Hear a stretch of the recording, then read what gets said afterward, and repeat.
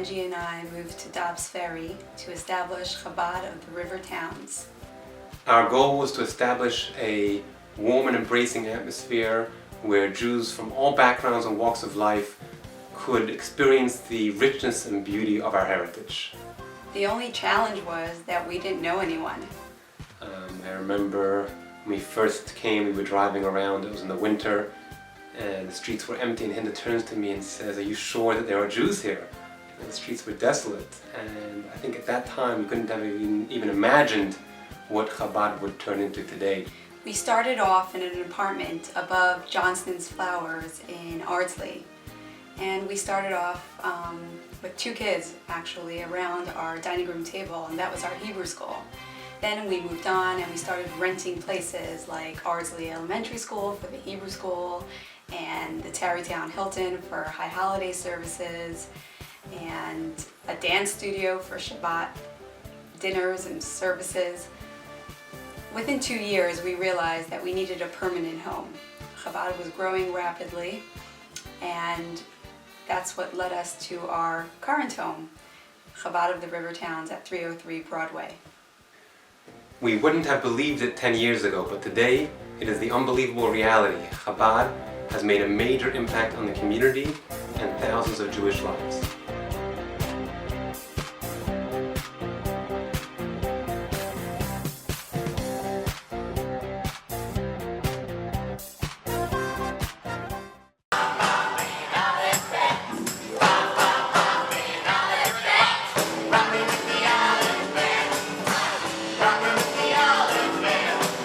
Benji and Hinda came to our house one evening, and I didn't know what to expect.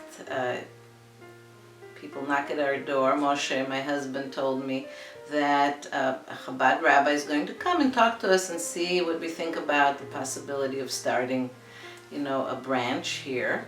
And they come with an adorable little baby in a car seat, and Hinda and Benji, and they look as young as my own children. And that's how it started, a young couple with a baby. And they were very courageous, and they opened their little place over Johnson Flowers, I think it was. And that was small, and just a few people knew about it. But right away, I think the response was fabulous. And 10 years later, I can say that I can't even imagine what it would be like without. Chabad is really a place for family and individual that are not affiliated and still need all the various services that a synagogue can provide, such as a shiva, a funeral, a circumcision, brit, a baby naming, and in some cases, and I've been a witness to it, where people really need help. They need help with food, they need help with the dwelling. There is a place for a Jewish person in the area who's not affiliated with the synagogue to actually call Benji or Hinda and say, "I need help, I need a place to be, I need food for Passover," which have happened over the years. And that is the unique thing about this synagogue. They will help whoever comes, whatever Jew needs help in the Rivertowns. They're open their doors for that. I came to see Benji and Hinda, and I just thought, okay, I'll give this a try. And it changed my whole relationship with Judaism. It just completely changed the way that I view things. I'm still not that observant, but I have definitely started to learn much more.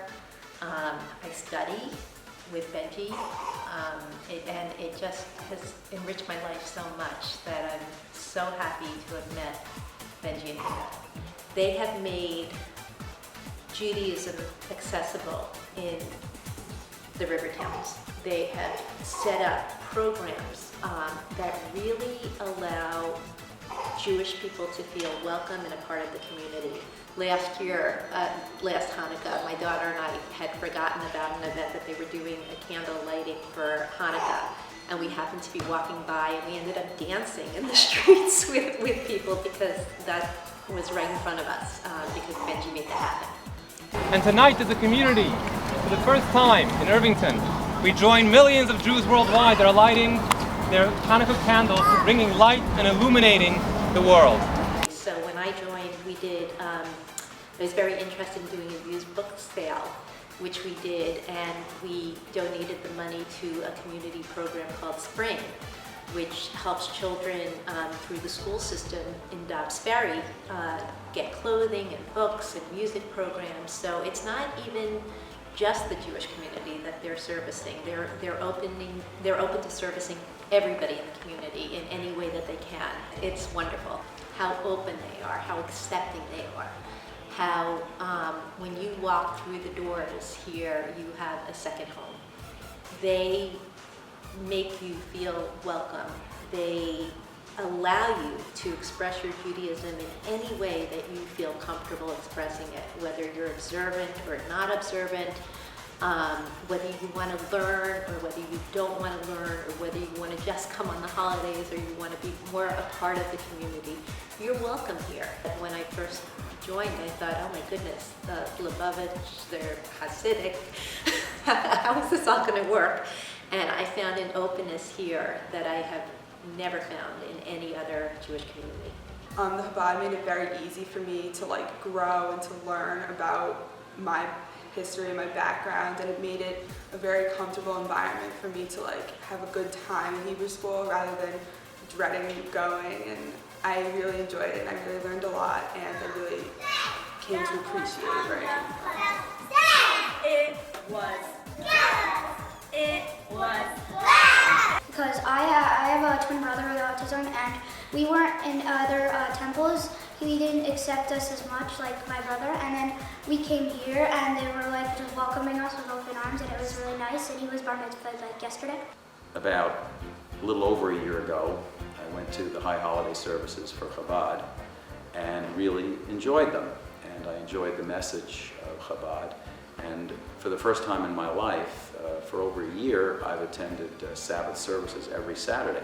Now, it's not that I've become more religious, because in every other aspect of my life, I believe in science, I believe in Occam's razor, I don't believe in talking snakes and potions and things like that. But although it's been a paradox, I find that I have a much stronger relationship to Judaism in Chabad than I've ever had in any other synagogue that I attended to. In the last holidays, my parents, who were very elderly in their 90s, couldn't make it to services. And Rabbi Benji said to me, well, I'll come see them. They live in the city. And he did. We just came one day, a few weeks after the services, and it was a very, very nice visit. But it's natural for them. So I would say that while I had a strong Jewish background culturally, my study ended when I had a bar mitzvah. And I've learned that there's so much more to the history and the philosophy of Judaism by coming to Chabad. And I feel that while other synagogues had activities, Chabad offers a relationship. As much as we've accomplished, there is so much more to do.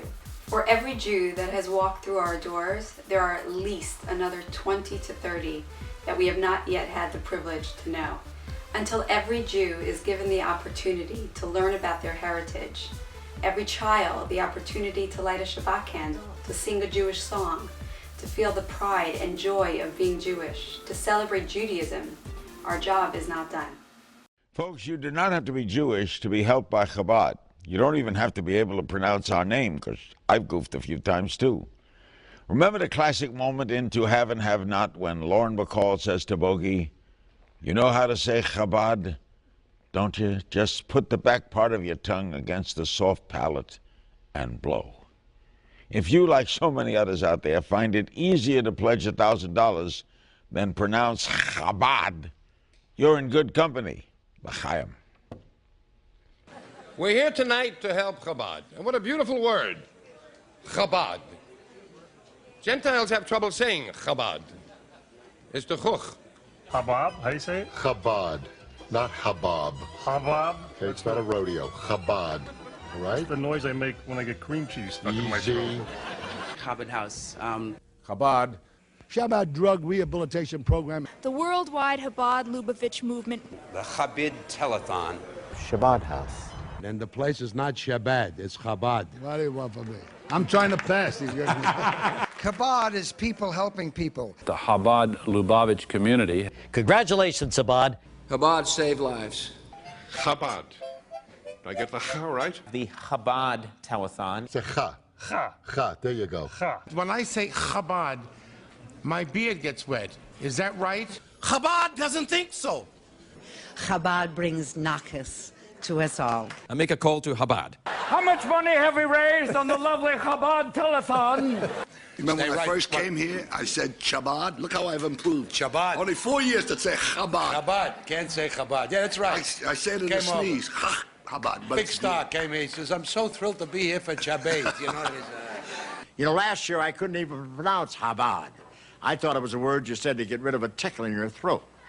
But today, I not only can pronounce Chabad, but I also know that thanks to their love and dedication to humanity, there are thousands of families, regardless of race, color, or creed, who are alive and well and enjoying life because of a group of Hasidic Jews. I'll work on that word for next year.